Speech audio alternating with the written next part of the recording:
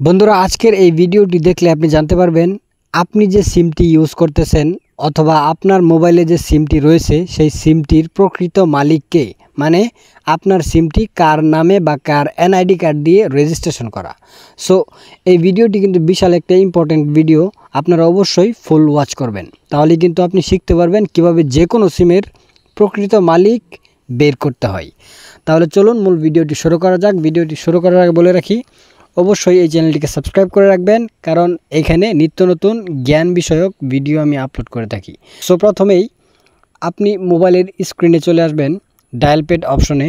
Dial প্যাডে আসার পর এখানে আপনি জাস্ট ডায়াল করবেন একটি কোড *16001#। জাস্ট আপনি এই কোডটি সেই সিমে ডায়াল করবেন যেই সিমের অনার বা রেজিস্ট্রেশন আপনি চেক করতে চাইতেছেন। সো আমি যে কোনো একটা সিমে জাস্ট ডায়াল করলাম।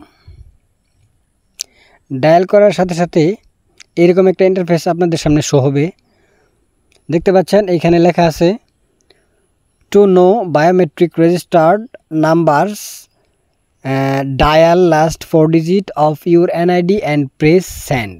মানে আপনার সিমটি আপনার মা, বাবা, ভাই, বোন অথবা আপনার এনআইডি কার্ড দিয়েই রেজিস্ট্রেশন করা হোক না কেন, যেই এনআইডি কার্ডকে সন্দেহ করতেছেন যে আপনার বাবা অথবা মার এনআইডি কার্ড দিয়ে রেজিস্ট্রেশন করা আছে কিন্তু সেটা আপনি কনফার্ম না, তাহলে আপনি সেই এনআইডি কার্ডের যে নাম্বার রয়েছে সেই নাম্বারের লাস্টের 4টা সংখ্যা জাস্ট আপনি এখানে ডায়াল করবেন। জাস্ট আমি এখানে 4টা সংখ্যা দিয়ে দিচ্ছি আমার এনআইডি কার্ডের। সো এটা দেওয়ার পর আপনি সেন্ড বাটনে ক্লিক করবেন। সো দেখতে পাচ্ছেন your request has been accepted, please wait for reply. বন্ধুরা আমার কাজটি কিন্তু সম্পূর্ণ হয়ে গেছে। এখন তারা মেসেজের মাধ্যমে আমাকে জানিয়ে দিবে যে আমার এই এনআইডি কার্ড দিয়ে কয়টি সিম রেজিস্ট্রেশন করা আছে। সো একটু ওয়েট করতে হবে।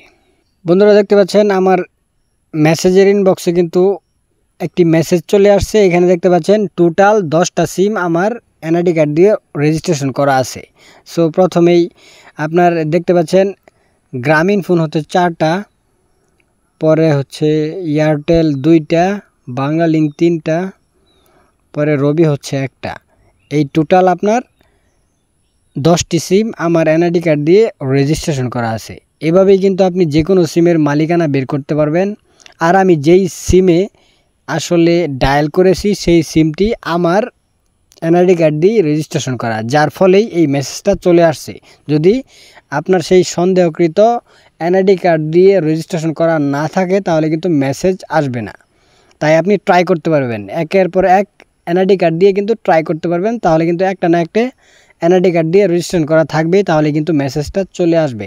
সো এভাবে কিন্তু যে কোনো সিমের মালিকানা চেক করতে হয়। আই হোপ ভিডিওটি অনেক উপকারে এসেছে। ভিডিওটি ভালো লাগলে অবশ্যই লাইক করবেন এবং এইরকম আরও ইনফরমেটিভ ভিডিও দেখার জন্য চ্যানেলটিকে সাবস্ক্রাইব করে রাখুন।